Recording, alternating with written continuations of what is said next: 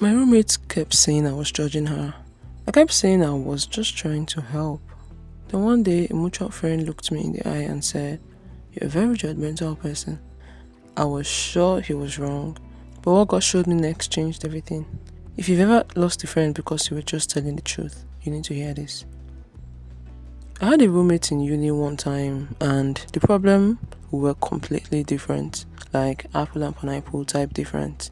We disagreed on a lot of things, but the biggest area of conflict, how she related with guys. I watched her interact with them, saw how they treated her, and I just couldn't keep quiet. I kept trying to talk to her, explain why guys saw her the way they did, why certain behaviors sent certain signals. Sometimes she would get it, other times I honestly don't know if my words just went over her head or if she straight up refused to listen. Every time she said, "You are judging me," I'll think, "No, I'm not. I'm just telling you the truth." I genuinely believed she didn't want to hear it.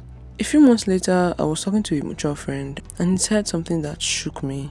My friend looked at me and said, "You're a very judgmental person." I blinked. How? That's not true.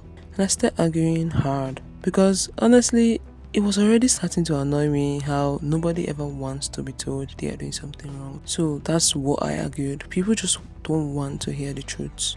He didn't push back, he just let it sit. That statement never left my head. So I went to God. God, how am I supposed to tell someone that what they're doing is wrong?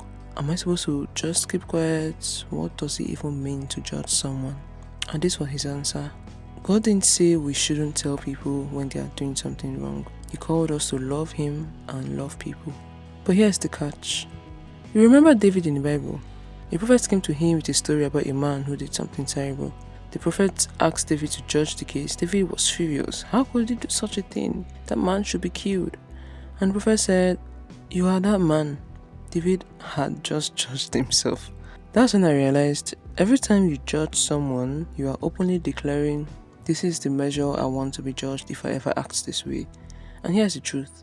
We're always kinder to ourselves. Being judgmental often comes with this energy of, "I'm better than this person. I could never do such a thing."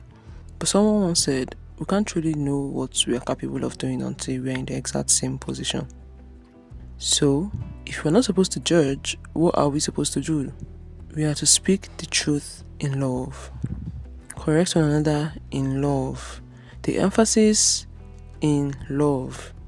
And trust me, the person on the receiving end always knows the difference between being judged and being corrected in love. Now, sadly, I had already messed up before I understood this. My roommate had already pushed her away. I thought I was helping, but what she felt was judgment. And looking back now, I see it. The tone, the energy, the subtle superiority. I wasn't speaking the truth in love. I was speaking truth in frustration, in disappointment, in "I know better than you." And that's not correction, that's condemnation. Here's what I learned. Correction without love is just criticism in disguise. You can say all the right things, but if your heart isn't in the right place, it won't land. And the worst part, you will walk away thinking they are the problem for not receiving it. But maybe, just maybe, it wasn't what you said. It was how you said it. I'm still learning this, by the way. I don't have it all figured out, but I know this. If I had approached my roommate with more humility, more grace, and more love, maybe she would have listened. Maybe our friendship wouldn't have ended the way it did. So let me ask you, have you ever lost a friend or loved one because of this? Because you were just telling the truth, but it came out as judgment? Drop a comment, let's talk about it. Because I'm learning and maybe we can learn together. Until next time.